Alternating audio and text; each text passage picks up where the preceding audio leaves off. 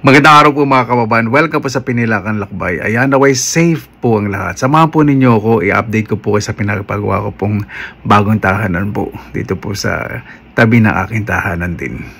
Naway safe po lahat, inulit ko po. Ingat po sa lahat. Samahan po ninyo ako. Ayan, ito po yung update. O, diba? Konting-konting na lang po mamaya magkakabit na po ng mga bintana at pinto. At ito na lang sa baba yung double walling, saka kapraso sa taas magdo-double walling na po. Pahuli ko na po yung side kaya para may makilusan pa po sila. Saka yung lababo, pa-finish ko po. Okay na po yan, maganda na po forma. At itong CR, nakinis na. Lalagyan na lang ng toilet bowl. Paso negro, yung daanan sa gilid na semento na. Yan, meron naman dumarating na malakas na ulan. Akyat po tayo. Dahil okay na rin itong hagdanan, makinis na. Yan. Malaki na naman patapos ng mahangin. Itong mga kahoy, treated na po ito. Kaya kahit maanggihan, okay naman.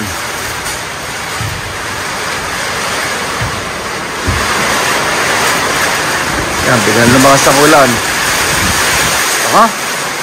Ibagyo po ba? Yan, maanggi.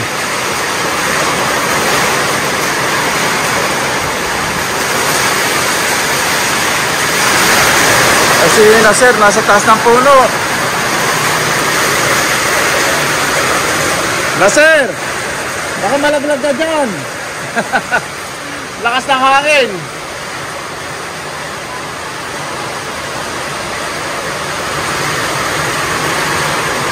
Inaani po yung mangga.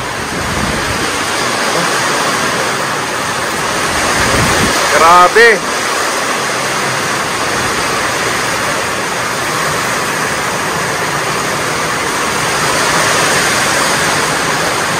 Lambuhos ang malakas na ulan.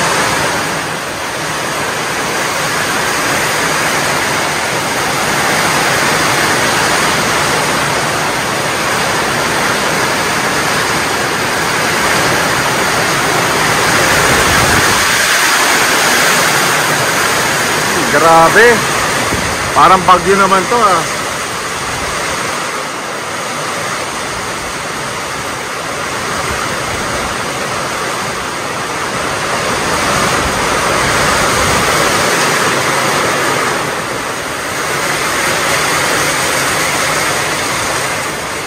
Ayan, nakababa na sila sir. Buti naman, lakas ng hangin.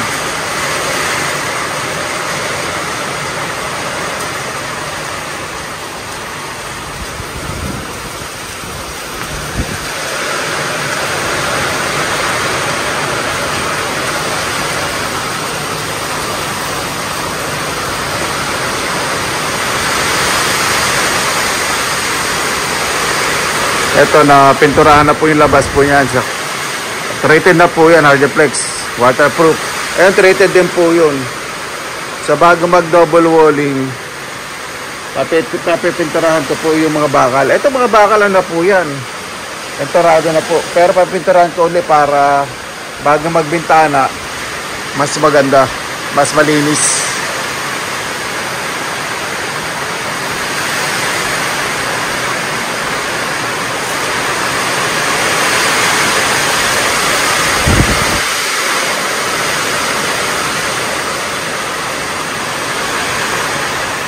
Lakas ng ulan na yun ah. Kayang hangin. Biglaan.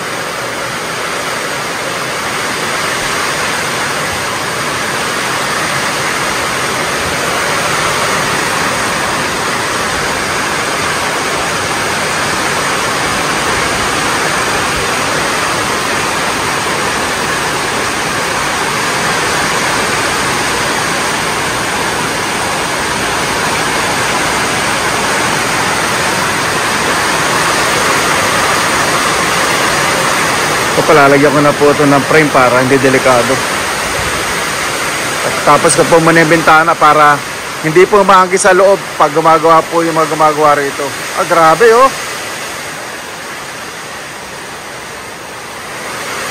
Grabe.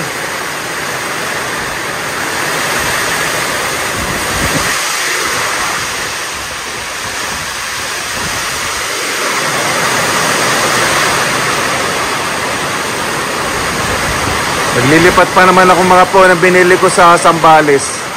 May balimbing, rambutan, avocado. Ano ba yung isa?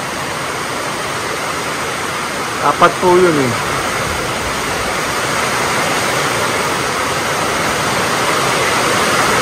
Saka guapol, yung guava na malalaki, yung bayabas.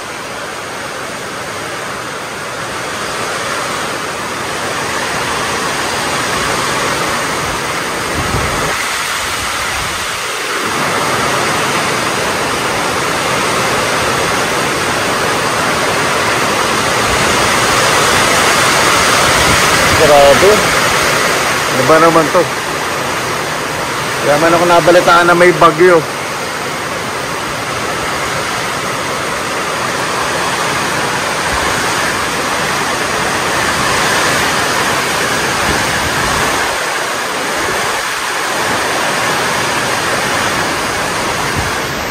Yung alulod po sa eskwela na yun, medyo close up po natin. Ayun o, tanggal.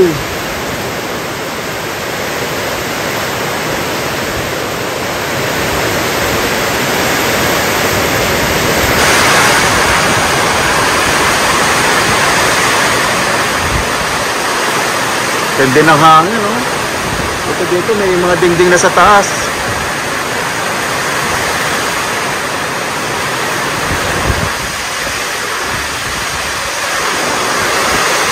Baba nga.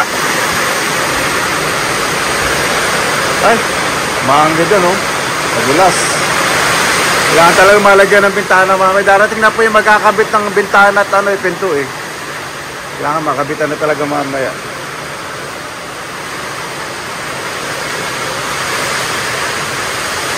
Ngayon muna ako bababa, malamig. Ito, lalaki ng pata.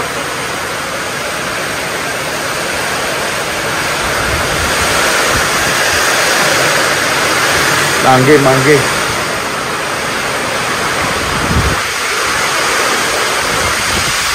Ito sa bandang gitna. Para hindi ako mabasa. Yan, no?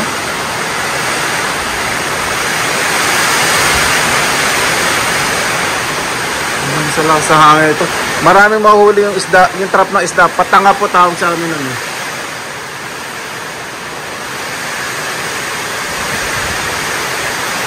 Ganda ng pagkakabubong dito, malinis na malinis.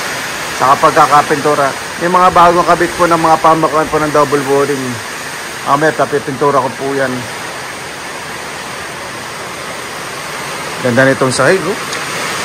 Treated po yan kahit mabasa. Sa akin sa balcony, pareho po ng materyales.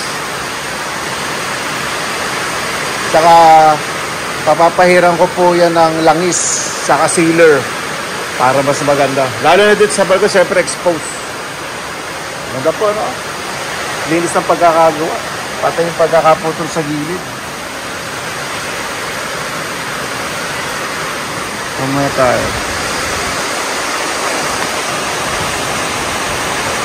Relax po muna tayo.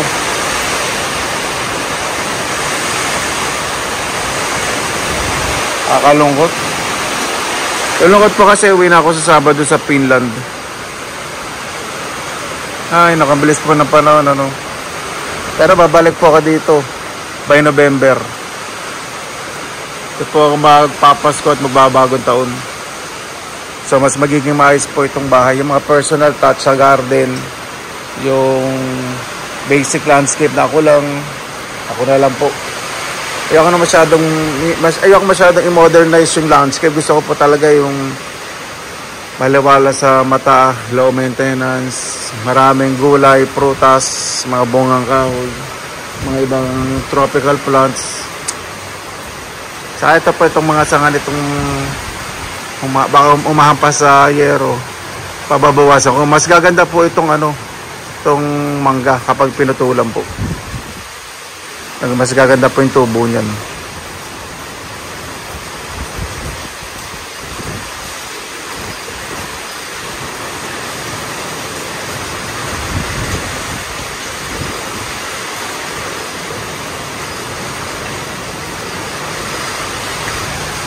Ayan, medyo umupa na po. Dumaan lang yung malakas na hangin sa kaulan.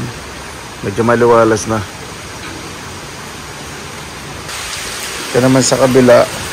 Ano pa kasi? Ito, yung puno. Ano po kasi napapatong kaya ba hindi po pinatay. Kinaiwasan lang po. Kasya pa naman dito, wheelchair. May nakasandal lang. Yan. Ayos na po. Bukas po, baklasin ito. Lilinisin na lang. Double walling, pintura. Pakakabit ko na po yung toilet bowl, yung lababo ayusin. Para yung mga gumagawa, mas makilos ng maayos. Ayan. Iniipon po nila yung mga bakal. Siyempre para hindi sila matusok. Naglilinis po ako dito lagi pagkataas po nilang gumawa. Yan yung bahay ko, baka pagbalik ko po papipintura ko na po yun. Yun, medyo general arrangement and cleaning po sa pagbalik ko. Priority po kasi itong pagtapos po ng bahay para po kay nanay, kay papa. Siyempre sa taas sa akin po yun. At saka kung may mga sabi sa akin po itong bahay, ibig sabihin yung kwarto yun. Siyempre kung mag-stay po dito yung mga kapatid ko yun, may tutulugan sila sa taas. Tsaka kahit naman po wala ako, si ate, ito po sila natutulog sa bahay. Sa mga magulang ko siyempre, meron po sila tinitiran ngayon. Nasa kanila naman po yun kung gusto nilang mag-stay po dito, kung saan po yung preference po nila, kung doon o dito, syempre. Yan, pinalaparan ko po yung hagdanan. Pinatake po doon sa kantuhan ng poste, saka doon sa kantuhan ng kurba. Kaya po may ganyan po yan. Syempre may wheelchair si nanay para controller, makontrol. Yung mga chismosa hindi pwede tumambay dito pag natalisod. Yan. Sabog ang mga ngalang-ngalang uso pag nalaglag. Ay, patambay yung tunga.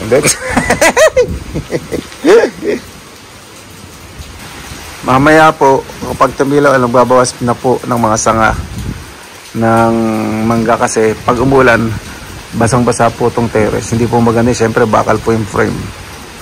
Bakalawangin agad. May pintura naman po yan. Dodoblihan pa po ng pintura yan. Ayan po mga kababayan, ito po yung mga katimon. Pag hindi po pala siya masyadong naarawan, medyo maliliit po talaga siya. Pakikita ko po sa inyo kapag naarawan po yung puno. Kasi kanina napansin ko po na habang naglalakad po ako dito. Napakagandang tingnan. Iba pumuputok ko na. Ito, grabe oh. Ayun oh, laki ito. Ayan oh. Ang laki pala talaga nito. Ayan pa tayong bunga po niya. Pag laging July yan, malaki. Ano, meron pa dun. Nakatago, nakasandala dun sa saka. Ito, naarawan siya. Kaya, laki-lalak pa po ito. Mura pa eh. Napakasarap po talaga ng pakiramdam na meron pong resulta ang bawat paghihirap. Huwag po tayong susuko. Huwag po tayong susuko sa mga hirap ng buhay. Huwag din po tayong susuko mga harap dahil libre po yan. Magsumika po tayo at suko po natin lahat sa Panginoon. Paano po? Maraming salamat na naman po sa inyong oras dahil sa Pinilangan Lakbay. Basta lagi po tayong positive vibes, good vibes. God bless. Ingat po lagi. Magandang araw. Laban lang!